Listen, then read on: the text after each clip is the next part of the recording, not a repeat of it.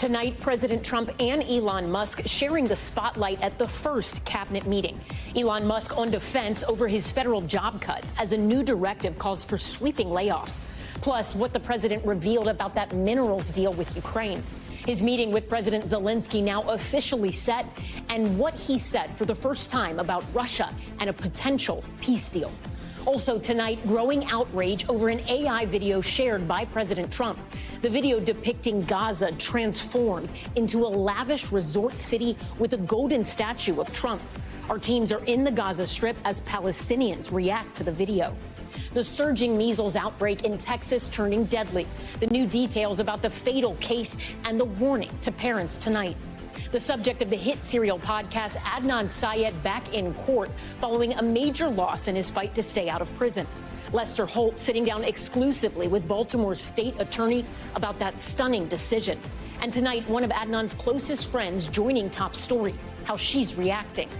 The shocking death of Hollywood actress Michelle Trachtenberg, the star known for roles in Harriet the Spy, Buffy the Vampire Slayer, and Gossip Girl, found unresponsive in her apartment. What we're learning. Spring break crackdown. Officials saying the party is over as beach cities add new measures to avoid chaos and violence.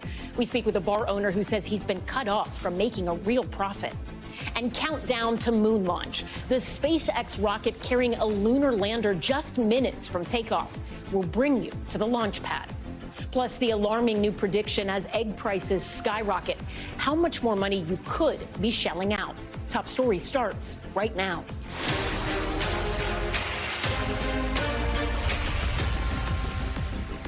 Good evening. I'm Ellison Barber in for Tom Llamas. Tonight, President Trump's first cabinet meeting of his second administration. In Trump fashion, the gathering quickly turning into a press conference touching on everything from trade to job cuts to wars overseas.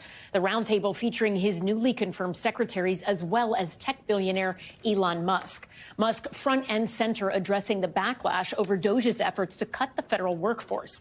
And President Trump taking back the mic and turning the focus on Russia and Ukraine, saying that he will meet with President Zelenskyy on Friday, hoping to reach an agreement on a minerals deal, adding that he is confident the war in Ukraine could come to an end, but that President Putin would have to make some concessions.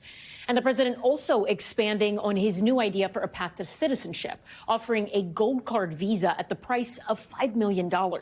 It all comes as the Trump administration releases a new memo saying, quote, agency heads shall promptly undertake preparations to initiate large-scale reductions in force, signaling the potential for mass layoffs.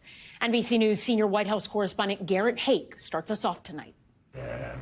Tonight, President Trump converting his first cabinet meeting into a rolling press conference.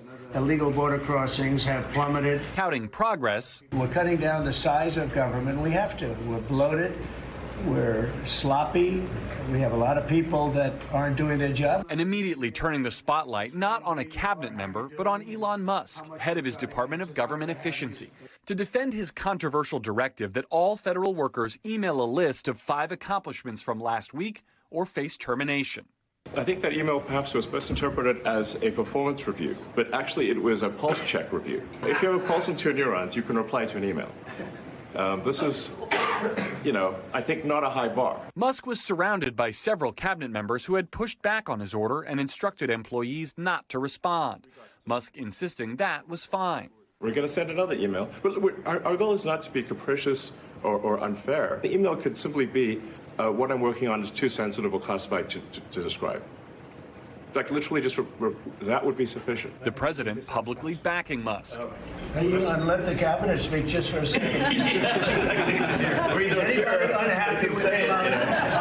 If you are, we'll throw him out of here. And warning federal workers who've not yet responded remain at risk of losing their jobs. Those million people that haven't responded, though, Elon, they are on the bubble. Now, maybe they don't exist. Maybe we're paying people that don't exist. It comes as a new budget office memo obtained by NBC News instructs federal agencies to prepare for mass layoffs as the Trump administration focuses on reducing federal spending. If we don't do this, America will go bankrupt. While Musk acknowledging Doge made mistakes, including cutting funding for Ebola prevention. When we make a mistake, we'll fix it very quickly. We restored the Ebola prevention immediately. and there was no interruption. The president also making headlines on Ukraine, revealing President Zelenskyy will visit the White House Friday for the signing of an agreement to jointly develop the country's valuable rare earth minerals to recoup billions in U.S. aid sent to Ukraine. The president suggesting the deal would form its own kind of security guarantee for Ukraine. There's sort of automatic security because nobody's going to be messing around with our people when we're there. And saying for the first time, Russian President Putin will have to make concessions. He will. He's going to have to. Vice President Vance heading off a question about what exactly those concessions would be. We're not going to do the negotiation in public with the American media. He's doing the job of a diplomat. And Garrett Haake joins us now from the White House. Garrett, I understand there's also some news tonight about more tariffs Trump says he plans to impose. Yeah, listen, the president scooped himself today, saying that he was planning to make an announcement later, but that he's now announcing that he's hoping to put 25% tariffs on goods from the European Union, suggesting that the EU only exists to cause the U.S. economic headaches of one form or another. He also answered several questions related to the tariffs he's already paused on Canada and Mexico, saying he intends to push those forward on April 2nd. But I think it's important to keep the context here that he views all of these tariff threats, as tools to negotiate around, as we saw when he first delayed the tariffs on Canada and Mexico. And so with all things Trump tariff related, despite what he said today, we have to stay tuned and see where this ultimately lands as these deadlines approach. Ellison? Garrett Haake, thank you. President Trump reposting an AI video to Truth Social late last night showing an over-the-top version of the Gaza Strip rebranded as Trump Gaza, complete with tourists sunbathing on the beach and even a golden statue of Trump. Our team got the immediate reactions from Palestinians as the fragile ceasefire between Israel and Hamas enters its final days. Here's NBC's Matt Bradley from Tel Aviv. For many in the Gaza Strip, Donald Trump's dreamlike vision of the enclave's future looks more like a nightmare. The president reposted this apparently AI-generated video to his Truth Social site, appearing to show the president immortalized as a golden statue, dancing with a belly dancer and suntanning alongside Israeli Prime Minister Benjamin Netanyahu. Elon Musk also making an appearance, walking amongst dollar bills and twice appearing to chow down on hummus. It's all set to upbeat music with lyrics including "No more tunnels, no more fear. Trump Gaza is finally here." It's unclear who generated the video, but amidst the horrors of the Gaza Strip, Trump's video landed with a thud. We have lived through hell, 500 days and genocide and displacement and poverty and horrible conditions that even the animals couldn't handle it. And after that, he's coming to control Gaza? No, we're not going to let you. We're not going to accept that. We will fight you as long as we can. You don't know anything about Gaza because this video is ridiculous. There is nothing related to Gaza. Palestinians and much of the Arab and Muslim world had already angrily rejected Trump's proposal for the U.S. to take over Gaza when he made it a few weeks ago. I don't want to be cute. I don't want to be a wise guy, but the Riviera of the Middle East, this could be something that could be so bad. This could be so magnificent. When asked about the video, a White House spokesperson repeating plans for Gaza's rebuilding, writing in part that it will allow for Palestinians to resettle in new, beautiful communities while improving conditions in the region for generations to come. But there are some more imminent concerns for the people of Gaza right now, as phase 1 of the Israeli-Hamas ceasefire finally comes to a close. The Hamas Media Office for Prisoners saying 620 Palestinian prisoners were released tonight, and the Israeli Prime Minister's office confirming 4 deceased Israeli hostages were also returned home. It comes as Israelis mourn the loss of the Bezos family, Mother Shiri and her 2 sons Ariel and Kafir, killed after being taken hostage by Hamas on October 7th.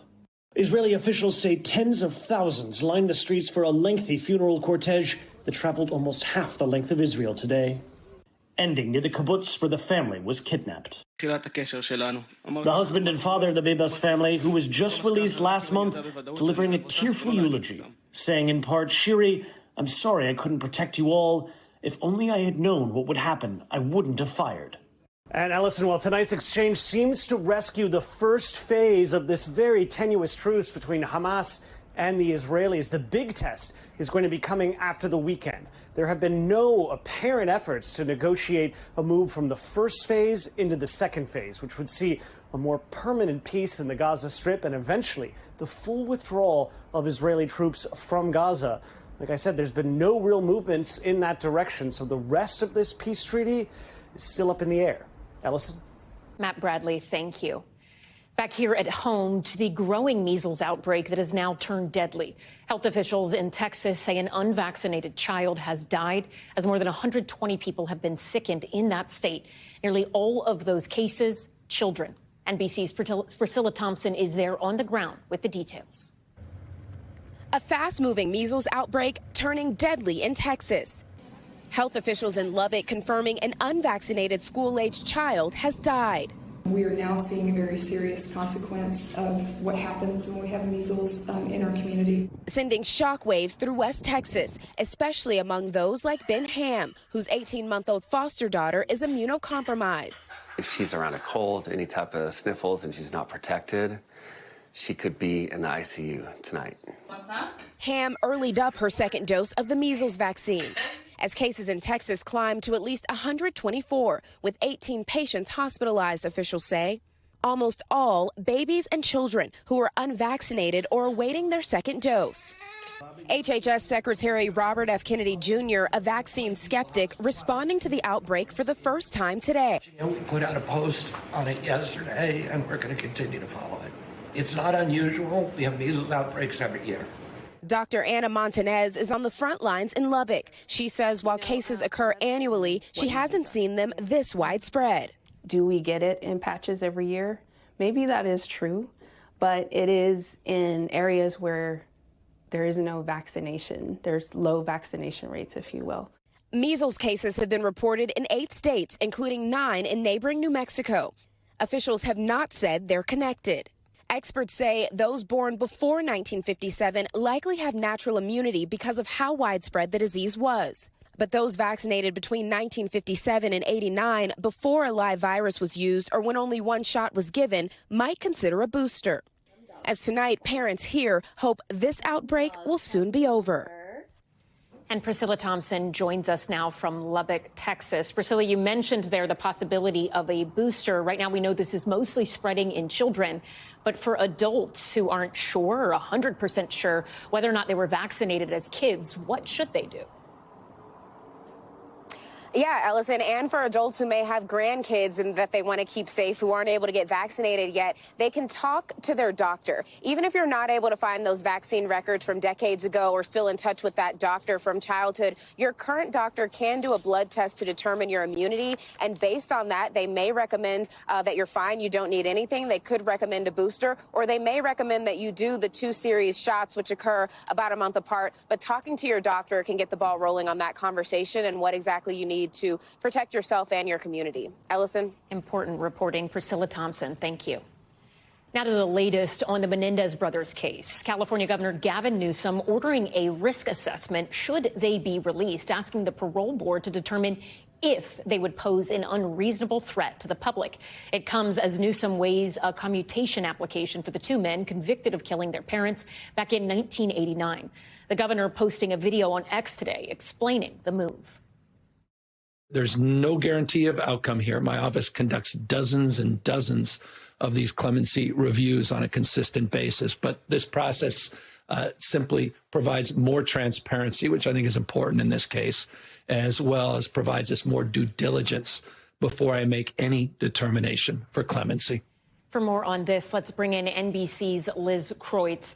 Liz, Governor Newsom is saying this is an administrative step, right? Not an indication of how he is leaning. What do we know about his decision-making process as of today? Has he or sources familiar with his thinking given any indication into which way he's leaning? Hey, Allison. I mean, up until now, he has been really hands-off on this case, really just saying he's going to wait until the district attorney makes his recommendation before jumping in on this case at all. And, you know, it's somewhat of a challenging political move here because it is a little divisive. You're going to have those who staunchly believe that they should stay in prison, they murdered their parents, and that they should serve their life sentences without parole. And then, of course, you're going to have those who take a more sympathetic view, think that times have changed around our understanding of sexual abuse and those allegations. They say they acted in self-defense after years of abuse by their father and are going to want them released. So it's a tricky one here. And I do think that this is really an administrative step right now, but it does show that he is willing to engage on this trial at the moment, which is something that the Menendez brothers family who support the brothers and their attorneys are celebrating, the fact that he is now coming forth and calling for this investigation into them, because the family members who want them out, they say that this is actually where their biggest strength to get the brothers out, that the men have really shown that they have focused on rehabilitation, focused on becoming new, better men over their 35 years in prison. But Liz, commuting this sentence by commutation by Governor Newsom, that is not going to be the only option for the brothers to leave prison, right? You mentioned the DA there in L.A. County did ask a judge to deny their petition requesting a retrial last week, but resentencing, that is still on the table as well, right? Yeah, so there are these three legal paths that they're trying to take to get out of prison. The new trial option, that was we can sort of put that aside. It's the hardest path. The DA opposes that one. So really we're talking about a clemency being granted by the governor or resentencing. That is what many see as the most likely path for them to potentially get out of prison. There is a hearing for that next week. We expect very soon we will get a recommendation from the new district attorney on whether he supports that resentencing motion. Ultimately, it will come down to the judge that is overseeing the hearing. But this is where it's important, and this is where these paths start to collide here, is that if the judge does support the resentencing, then it ultimately does go to the parole board, and it goes to Governor Newsom to make the ultimate final decision. So at the end of the day, the findings from this risk assessment investigation, whether it's clemency or resentencing, are important to the brothers' efforts to get out of prison. Liz Kreutz in L.A., thank you. Next tonight, the latest in the case against Adnan Syed, the man whose story was the center of the incredibly popular podcast Serial.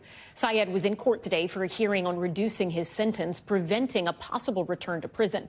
This coming on the same day his murder conviction was not overturned after Baltimore City prosecutors withdrew a motion to vacate it. NBC nightly news anchor Lester Holt sat down with one of those top prosecutors. Adnan Syed in court today, his freedom tenuous. In the latest twist, Ivan Bates, the new Baltimore City state's attorney, declaring that after an exhaustive review, his office has withdrawn its motion to vacate Syed's conviction for the murder of his high school girlfriend, Hae Min Lee, in 1999. That means Syed's conviction will stand. I spoke with Bates exclusively. We took every single piece and took it apart, put it back together. And we're very confident in the jury's decision back in 2000. After 23 years in prison, Syed's conviction was vacated by a judge, and he was freed in 2022, only to have his conviction reinstated months later. Syed allowed, however, to remain free. He has always maintained his innocence. I had absolutely nothing to do with the murder of Hae. National interest in the case exploded, in part because of the podcast Serial. Was he so hurt that he decided to kill her? 18-year-old Hae Min Lee disappeared on January 13th. And an HBO documentary series. Syed's lawyers argue prosecutors failed to turn over evidence favorable to Syed that could have affected the trial's outcome, a so-called Brady violation. We looked at not just the Brady violation, but we looked at all the evidence. Would you bring this case today based on the evidence you have today? Based on the evidence that we have today, yes, we would. Well, this seems like a little bit of a turnabout in your opinion. I think back in 2018, you were holding that this case didn't meet the standards for prosecution, meaning that if you wanted to try to go to trial at that point, there wasn't enough. Yes. Well, it is and it is in the sense that, back then we had certain information. We had part of the information there. But Bates' office in court today supporting another potential path for Syed's permanent freedom, a sentence reduction allowed under Maryland law called the JRA for certain juvenile offenders. We believe that Mr. Syed has been a model prisoner while he's been in the institution, that he's truly rehabilitated himself. So you would fully support his freedom based on the JRA now? 1,000% we do. And I've come out and said that. Not on a Brady violation, though. Now, on the Brady violation, we're not going to vacate the conviction. Vacating the conviction says it did not that he is not the individual that was committed this crime. Today's hearing including testimony from the victim's family who opposed Syed's request for relief, making this plea to Judge Jennifer Schiffer. It's my sister who is the true victim here. And I hope that she will make the right decision of denying the reduction of sentence. Our thanks to Lester for that report. For more on Adnan Syed's case, let's bring in Rabia Chowdhury. She's a family friend of Syed's who wrote a New York Times bestseller about the case and has long advocated for Syed's innocence. Thank you so much for Thank you so much for joining Top Story tonight, Rabia. I should note you are yourself a lawyer, and you were actually the person who brought this case to the attention of the serial podcasters. Did you speak with Adnan after today's hearing? Talk to us about how he felt in court today, and now that he's had a little bit of time to process it, where his head is at. Yeah, I was at the hearing with him today. Thank you for having me, by the way, and covering this. But and I spoke to him not too long ago. You know, he thinks the hearing went as well as it could, and I also believe the same. I think he has a zealous advocate in Erica Suter. She did a fantastic job presenting the key factors important in considering whether or not he deserves to be resentenced under this petition, under the Juvenile Restoration Act. And we are hoping for a result that is just in his favor. Were you surprised by the decision to not vacate his murder? I mean, we heard the prosecutor telling Lester Holt there, we're very confident in the jury's decision that it made back in 2000. I am surprised only because and I very much appreciate Lester Holt pointing out the fact that Ivan Bate has publicly supported Adnan's innocence and in fact went on the record publicly and said that if he were in charge, he would drop the charges. I appreciate him pointing out the fact that Ivan Bates has changed his position. So it does come as a bit of a surprise. Having said that, you know, this is a political position, and there are things that certain people say when they're campaigning, and there's certain things then people will change their positions when they're in office. But I will say this in response to the clip that you just showed, when Ivan Bates said that, you know, what we knew when I made those statements was partial information. That's actually not accurate. What he's saying today is that we agree with the jury's verdict. Well, the jury's verdict was available in 2000. And so when he made those statements, what he was basing it on was already knowing the jury's verdict. The jury's verdict has not changed. What happened at trial has not changed. His perspective on it has changed. Do you believe Adnan will be granted a reduced sentence under the JRA? And when you think about that, the fact that it could be vacated under JRA and not something because of a Brady violation, is there still some sort of disappointment from your perspective and Adnan's that it won't be a total change or reversal of what he was convicted of? Look, it is a part and parcel of the criminal justice. The way the system works is sometimes people have to take plea deals just to gain their freedom, even if they're innocent. This happens all the time.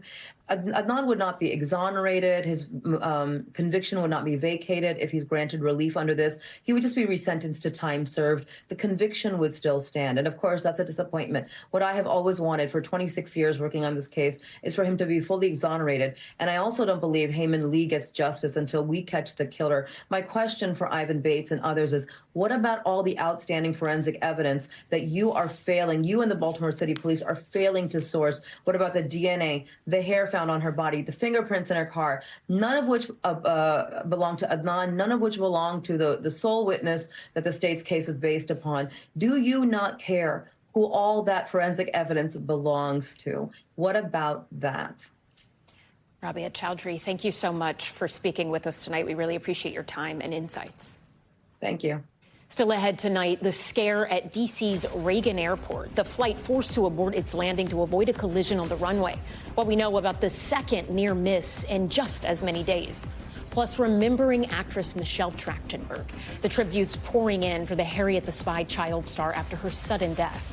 And the mission to the moon now underway. The launch just moments ago, the SpaceX rocket carrying a new robotic moon lander. Stay with us.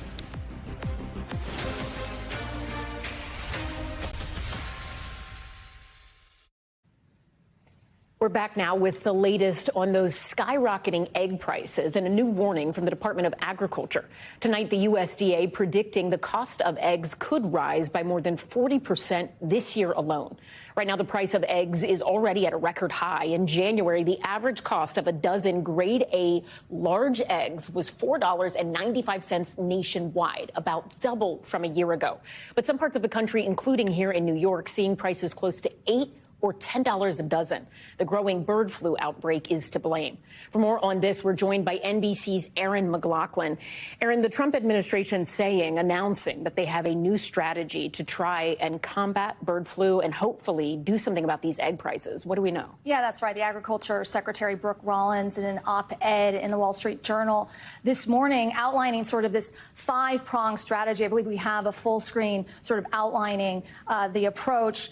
It's $1 billion strategy, up to $500 million dedicated to biosecurity measures. Those are measures that are designed to keep farmers and farms and flocks safe. So any sort of wild birds, to prevent those wild birds that may be carrying the bird flu from accessing the flock. Up to $400 million in financial relief for farmers with impacted flocks, exploring the use of vaccines and therapeutics for laying chickens. That's an interesting point because some thought perhaps they were going to maybe announce a vaccine today, but that didn't happen in this op-ed.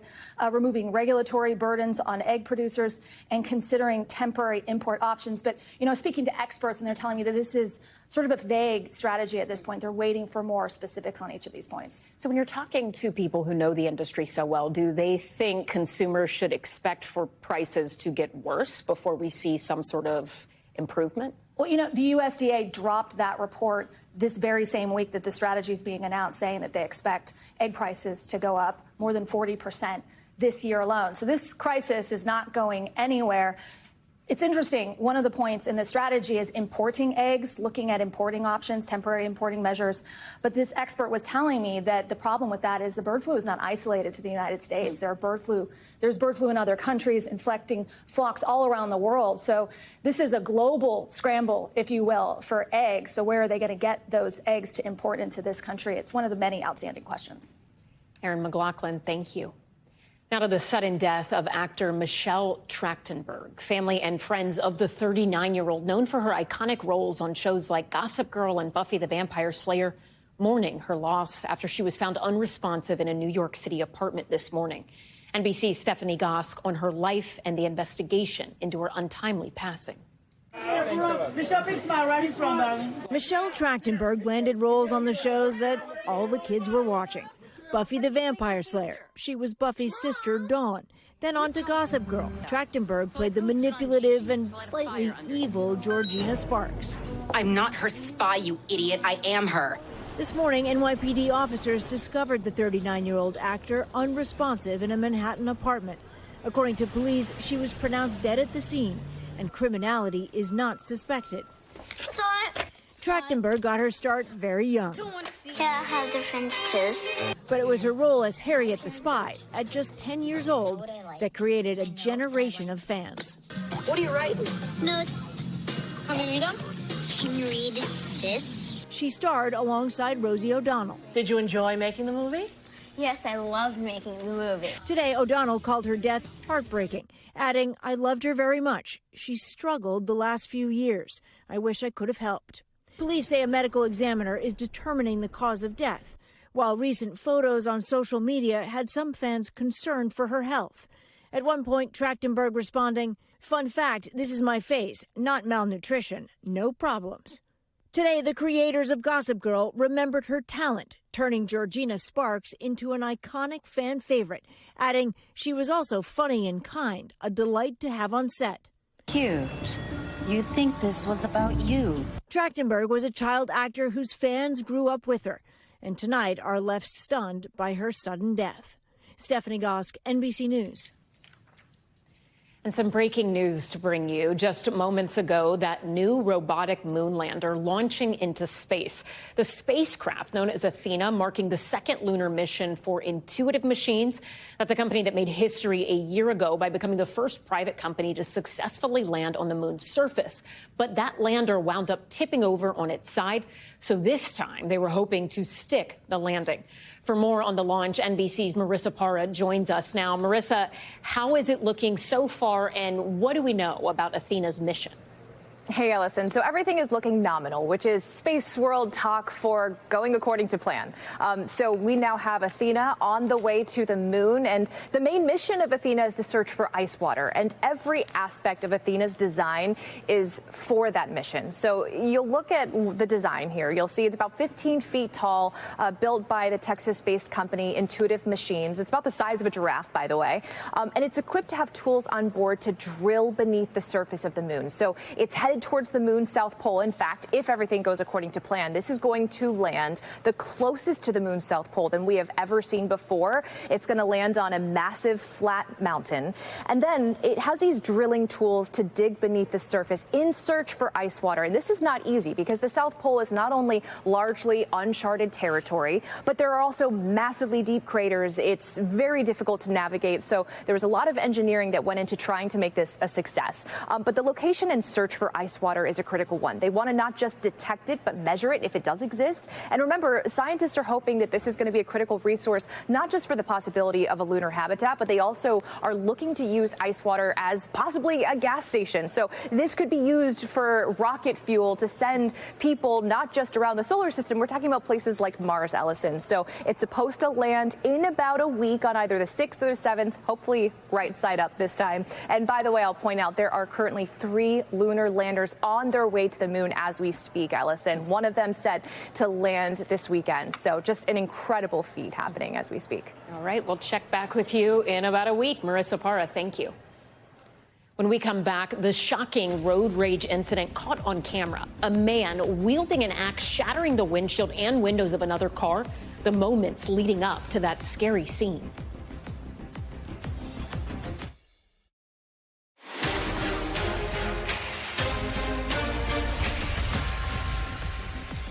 Back now with Top Stories news feed, starting with another airport near miss, and this one at Reagan National Airport. FAA officials say an American Airlines flight from Boston had to abort its landing to avoid colliding with another plane leaving from the same runway. That pilot quickly did a go-around before safely landing shortly after. No one was hurt, but this happened less than a month after that mid-air collision at Reagan that killed 67 people. A chilling road rage incident caught on camera in Tennessee. New video shows a man swinging an axe at another car in Memphis, smashing the windshield and windows. The driver of that car and his girlfriend stayed inside the car, and they were not hurt. Police say the man was angry after he was accidentally rear-ended. He fled the scene, and police are still trying to find him. And a consumer alert. There's a nationwide recall for a lemonade product that may contain a cancer-linked chemical. Oak Cliff Beverage Works recalling 16,000 units of its beverage-based lemonade because Yellow 5 was not listed under the ingredients. Research suggests the synthetic dye can lead to health issues, including DNA damage and even cancer, but the risk is low. The recall impacts all 3 and 5 gallons of the product. Turning now to the latest in the murder of those 4 Idaho college students. The legal team for the suspect, Brian Kohberger, expected to file a new motion that their client should not be eligible for the death penalty because of autism. But it's unclear if Kohberger has even been diagnosed or even tested for autism spectrum disorder. Let's bring in NBC News legal analyst Angela Senadella. So, Angela, at first I want to start with sort of this idea that has only recently been floated by the defense, the idea of possibly Brian Kohberger having autism or being on the autism spectrum. Is that something that could have an impact on this case? And in terms of whether or not he'd been tested, what would they need to have that be considered something that could be relevant in court? Okay, so first of all, any sort of mental disorder or mental illness could certainly be a mitigating factor in terms of sentencing, and likely sentencing only, right? So the judge could consider that when they're deciding whether or not to, punish a defendant in a certain way if that defendant couldn't understand either the context of the crime or cope with the punishment itself. But what I suspect his team is doing here is going to attempt to allude to a 2002 Supreme Court case where the Supreme Court ruled that it is a cruel and unusual punishment for any severely mentally disabled individual to be considered eligible for the capital punishment. And the idea there is that they don't have the moral culpability, they can't maybe understand it, and usually that IQ cutoff, though, is that of 70. And it's in the same way that, for example, juveniles cannot be eligible for the death penalty. But there is a big difference between something like autism, which is really different from moral culpability, and, for example, extreme mental disability. So I don't think this argument is going to go very far, but certainly he would need a real diagnosis and a psychiatric testimony in order to move forward at all. Another thing that came up was discussion around using IgG evidence, which is basically using genetic or like the family tree genealogy websites, right, to try to link DNA to a suspect. The judge and the prosecution's team actually went back and forth on this, where they talked about why it wasn't initially put in some court documents. The judge saying, though, that evidence can stay, right? How big of a deal is that for the defense that they were not able to suppress that evidence? That is a make or break big deal. It is really everything, because what the defense was trying to argue is that because the search itself was unconstitutional, that was a violation of the defendant's privacy, that everything then related to that genealogy search had to have been excluded. And because it doesn't appear there was really any other lead beyond this genetic tree that linked the sheath to his family member, that had all of that been excluded, it would have changed the game for Kohberger. But because it is all included and considered admissible at this point, well, really, all signs point to him. All right. Angela Sanadella, thank you. Now to the firestorm at one of America's biggest newspapers. The Washington Post opinion editor is stepping down after the Post owner, billionaire Jeff Bezos, ordered the opinion section to stop printing specific views. Bezos announcing on X he's told the paper's staff the opinion pages will now be writing every day in support and defense of two pillars: personal liberties and free markets. Bezos said any views opposed to those pillars will be left to other papers to publish. The move drawing swift backlash from current and former Post employees. The paper's legendary retired executive editor, Marty Baron, calling Bezos' decision craven, saying he is basically fearful of Trump. And the Post associate editor, David Moranis, posted today on Blue Sky, "The old Washington Post is gone. I'll never write for it again as long as he's the owner." For more on what this means for the paper and the press, I want to bring in David Folkenflik, media correspondent for NPR News. David, thank you so much for joining us tonight. Let's just start with Jeff Bezos specifically. We saw that post on X. Has he gone into any additional details about the reasoning behind this decision? Well, he said in the age of the internet, you can get opposing views anywhere. And he wanted to focus and sharpen what the Post offers readers, and in his words, to present them with clarity about where the paper stands. He thinks that this is a form of, in the words of his publisher, Will Lewis, transparency, and that it will be welcome. He's certainly entitled to do that. Let's make very clear, it is absolutely the prerogative of an owner or a publisher to determine the editorial outlook and more broadly, the opinion flavors presented in their pages. By the same token, there's strong belief among Post journalists and people in journalism more broadly, by and large, that a paper as important as the Post, as storied as the Post, that has played such a role in American journalism, from the Pentagon Papers to Watergate to most recently covering with such vigor President Trump's first term in office, that it has an obligation to do more than look at simply free markets and personal liberties, but in question of holding power to account. And they felt that that was sorely missing from Jeff Bezos's presentation. When you mentioned those Post journalists and the strong belief among some of them, when you're speaking with your sources inside of the Washington Post, maybe even beyond, what is the reaction? And is it different when it comes to the journalists that work for the Post on the news side versus the opinion side, or are they all frustrated by this? Well, there's slight disparities and distinctions here. I would say folks on the Post side took pains today, publicly and privately, to point out that in fact, Bezos has not said anything that would encroach upon the independence of the newsroom and the news coverage. And they have been aggressive since Trump started his second term in office in January. Matt Murray, who's the executive editor, responded to concerns from some of his most senior news editors about this as a meeting to say, hey, I've heard nothing that would indicate Bezos intends to interfere. And then this afternoon, he put out a memo to the entire newsroom saying much the same, that they would continue to report without fear or favor. But even those news side journalists, and there is a wall, despite what some viewers may believe, that separates news and opinion staffs, even the news side journalists see this as a way in which Bezos is pulling in the independence of the news pages. And let's put it in the context here, of course. Bezos was an extraordinary owner during Trump's first term, insulating the paper, but at a cost to his business interests. Bezos has billions of dollars worth of interest through Amazon and through Blue Origin, his space company, with the federal government, now controlled, of course, by President Trump with a tight leash, I would argue. His properties are also highly regulated in a variety of ways by federal bodies. And, he's taken pains to show, to essentially accommodate Trump's return to power. He did so by killing an endorsement of Trump's Democratic challenger, Kamala Harris. That cost him 300,000 digital subscribers. They canceled in just the 10 days subsequent between the announcement of that cancellation of the endorsement and election night. Similarly, he personally contributed $1 million towards Trump's inauguration fund. He flew with his fiancée, Lauren Sanchez, to Mar-a-Lago to dine with the Trumps in a private, intimate dinner. And he sat on the dais of the inauguration day behind President Trump, arrayed with several other of the nation's leading tech titans, as a way of showing a kind of affirmation of Trump as president. This has not gone unnoticed in his newsroom or on the entire editorial side. The opinion page editor argued against this, saying that this was not delivering on the Post's brand promise of holding the powerful to account, particularly the most powerful in government. There are a lot of people who are up in arms and are confused. We don't know what this means for the scores of editorial writers, opinion writers, columnists, and contributing writers who currently work for the Post. NPR's David Folkenflik, thank you.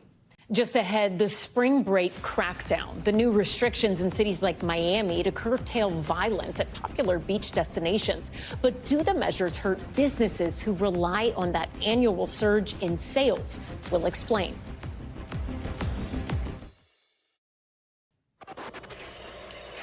Turning now to top stories Global Watch, starting with the deadly charter bus accident in Thailand. Officials say 18 people were killed and dozens more injured after the bus tipped over during an overnight journey just east of Bangkok. Road safety is a persistent problem in Thailand, with the World Health Organization ranking it 9th out of 175 member countries for roadway deaths. Thailand's Department of Land Transport says they will investigate the crash. German police on alert after the Islamic State called for attacks against annual Carnival celebrations. Officials say more than 1,400 officers will be deployed in cities like Cologne, where celebrations are particularly popular. Other security services like bag checks and personal searches will also be enforced. The move follows a string of high-profile attacks connected to Islamic extremists in the lead-up to Germany's recent elections. And an update on Chile's national power outage. Government officials saying more than 94% of the country's electricity has now been restored to residents 7 hours after that shocking blackout. The power outage affected nearly the entire country, hitting Chile's massive mining industry and also grinding public transportation to a halt. Chile's electric grid operator says an investigation into the cause is now underway. And back here at home, authorities in Florida are preparing for crowds of spring breakers expected to flock to its beaches starting this weekend. But as Miami Beach urges troublemakers to stay away and Fort Lauderdale puts new security measures in place, some business owners say they are already feeling the squeeze. NBC News correspondent Maya Eaglin has this story. As Miami Beach officials urge rowdy spring breakers to stay away again this year. Miami ghosted you like that? That's crazy. But don't worry, Broward County's right here. Nearby Fort Lauderdale says its beaches are open for business. Fort Lauderdale, we open our doors to everybody. We welcome all tourists, and we're very happy to be able to host Spring Break 2025 again this year. But officials warning partygoers to follow the rules, which include no alcohol, tents, tables, or camping on the beach. The city increasing police presence and adding a 5:30 p.m. daily beach sweep. No fighting. We're all friends here. We all just want to enjoy the break. Don't even think about running from us. Did y'all forget we have helicopters? Both Fort Lauderdale and Miami responding to a string of chaotic post-COVID spring breaks. Huge crowds flowing into both beaches, along with multiple Miami shootings in 2023, alarming local officials. We're re-implementing the $100 parking rate in the entertainment district for non-residents, doubling the towing fees to over $500, and of course, proactively announcing the endorsement of a curfew if it were needed. Miami Beach also closing many of their parking garages, setting up DUI checkpoints, suspending scooter and golf cart rentals, and closing sidewalk seating on Ocean Drive. But all of this also having an impact on some small businesses. It's terrible. I feel very badly for my staff each day. David Wallach, who started the Miami Beach mainstay Mangoes in the 1990s, says officials have failed to draw in new crowds. All of a sudden, they're going to enforce the laws. Well, that's a wonderful thing. But our customers, the really good customers, are not all kids. And all of our good customers have been really chased away as well, leaving him and his staff on edge. Can you give me more of a sense of how severe the profit margin loss was in the last 2 summers? Zero profit and into the red. That's how far. We're talking businesses down 30 to 40%. And the scary thing is we're still dropping. But even with the pushback from business owners like Wallach, the mayor has stood behind the restrictions. Arrests were down last year. Hotel occupancy was up. It tells you a lot. It was crowded. Our restaurants and hotels were thriving. Maya Eaglin, NBC News. I'm Ellison Barber in New York for Tom Llamas. Stay right there. More news is on the way.